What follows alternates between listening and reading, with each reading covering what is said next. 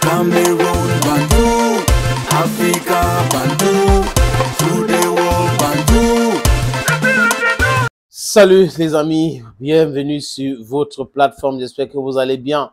Je vous dis que hier, beaucoup de blogs ont annoncé que Samuel Eto'o-Fils va prendre en charge Manuela Fenou, cette jeune judoka qui a eu un incident lors d'un tournoi à Yaoundé.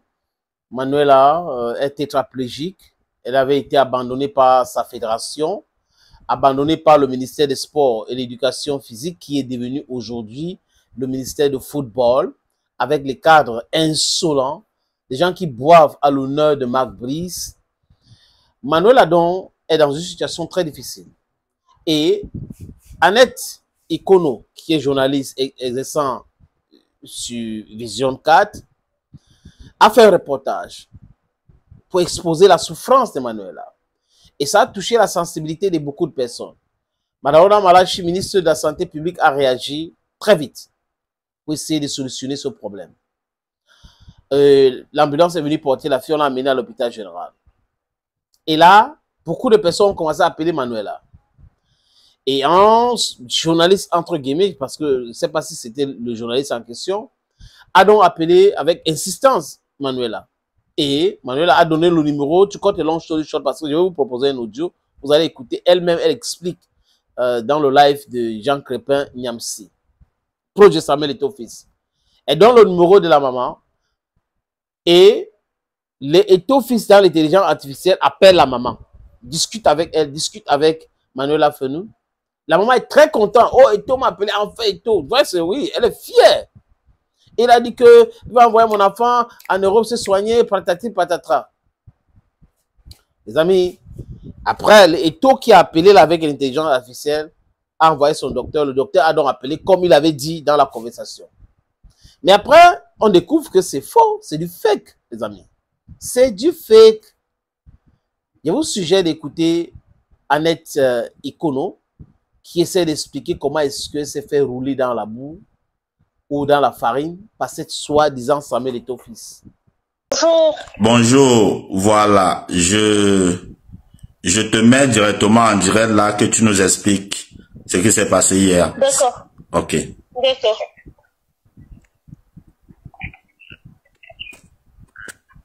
Tu es en direct. Ah d'accord, bonjour.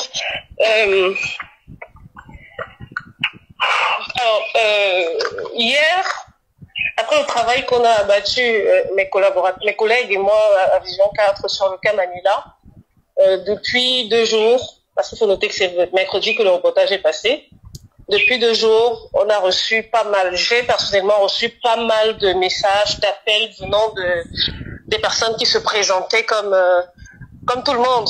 Ça va du jeune Camerounais simple, du petit Camerounais, aux très hautes personnalités, avec toujours le même discours, on veut entrer en contact avec la famille, on va apporter notre soutien et tout.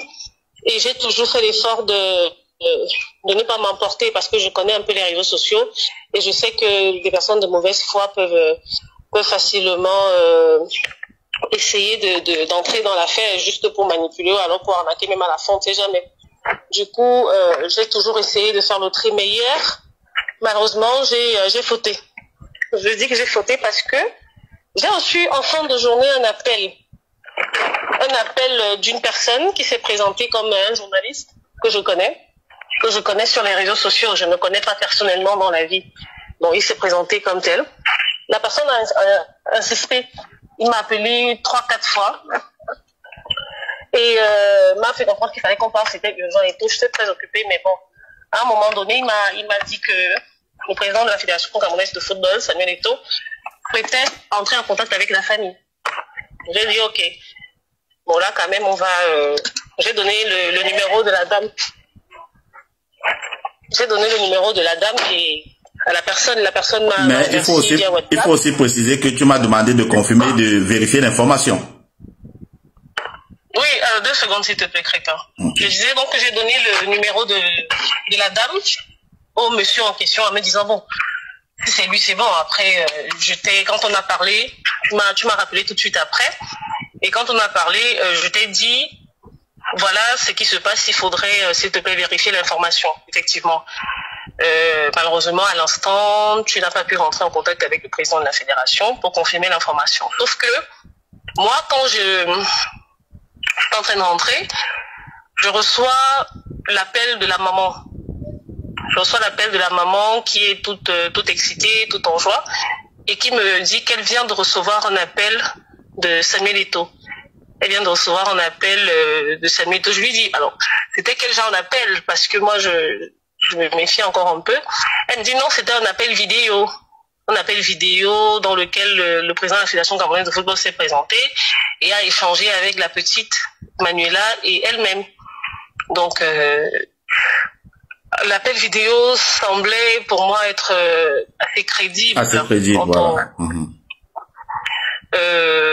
Ils ont longuement discuté. Je suis même allée jusqu'à demander le temps de conversation parce que je me suis dit que bon, si c'était des hackers et tout, c'est souvent des petits flashs qu'ils font juste pour assurer. Après, l'appel finit en audio.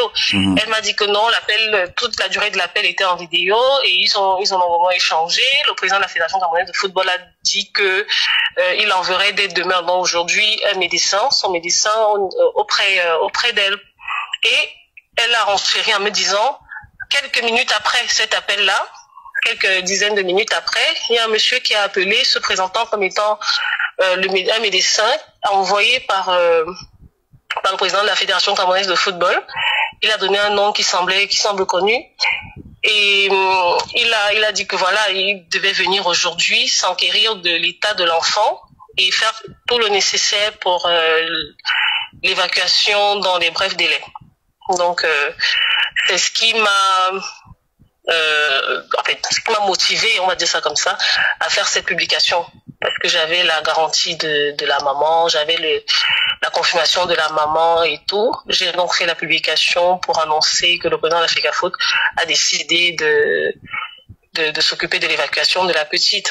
Ce qui pour moi était une bonne chose et je ne peux pas couvrir une actualité comme celle-là. Exactement. Ne pas parler, ne pas vanter les bienfaits de certaines personnes. Le ministre de la Santé a décidé de prendre en charge la petite. J'ai fait un reportage dessus. Si le président de la Fédération camerounaise de football est touché par l'affaire et décide de réagir, je pense pour moi qu'il n'est que normal d'informer l'opinion publique quoi, sur les bonnes actions entreprises par tout le monde qui aura été touché par mon reportage à la fin. Donc j'étais très surprise ce matin quand je me réveille et que je reçois d'abord, je vois que tu as essayé de m'appeler. Par la suite, je reçois un appel de ma hiérarchie qui me fait comprendre que tu es rentré en contact avec eux et que l'information sur la prise en charge de l'évacuation de Samuel Eto'o pourrait ne pas être vraie. Donc je t'ai rappelé tout de suite et puis voilà. J'ai rappelé la mère et là je vais te transférer le message de la mère. Je peux te garantir que jusqu'à présent la mère ne croit pas. La mère ne croit pas. Elle ne croit pas que... La mère ne croit pas que c'est pas Samuel Eto'o. Elle m'a fait un message pour me dire que mais non, madame Annette, c'est Samuel Eto'o, j'ai parlé avec lui et tout, et puis le médecin m'a appelé. Donc pour elle, c'est pas possible que ce soit pas lui, quoi. Et en fait, moi, je sais même pas. Je m'en veux un peu parce que j'aurais peut-être dû vérifier un peu non, plus. tu ne pouvais pas savoir, mais notre son est tombé puisque moi j'ai confirmé l'information sur ma page, et que moi si je confirme l'information sur ma page, les gens sachant que je suis proche. Voilà donc exactement ce qui s'est passé, elle a expliqué. Ben moi je comprends pas grand chose dans le comportement de certaines personnes. Vous pouvez être en difficulté comme Manuela. On parle d'une situation grave. Et vous, les arnaqueurs, vous entrez dedans, vous jouez avec ça. Vous jouez avec ça. Vous croyez que c'est normal, ça? It's not normal. You should be human, little bit human. Votre humanisme, je ne sais pas où est-ce que... C'est-à-dire que je ne comprends pas. On blague avec tout. On en arnaque tout le monde. Même les cadavres, on en arnaque. Je vous dis encore, les amis, le système francophone là, il faut l'abolir. Parce que l'éducation que nos enfants reçoivent dans le système francophone est dans un état de décomposition très avancé. Thank you again and bye bye.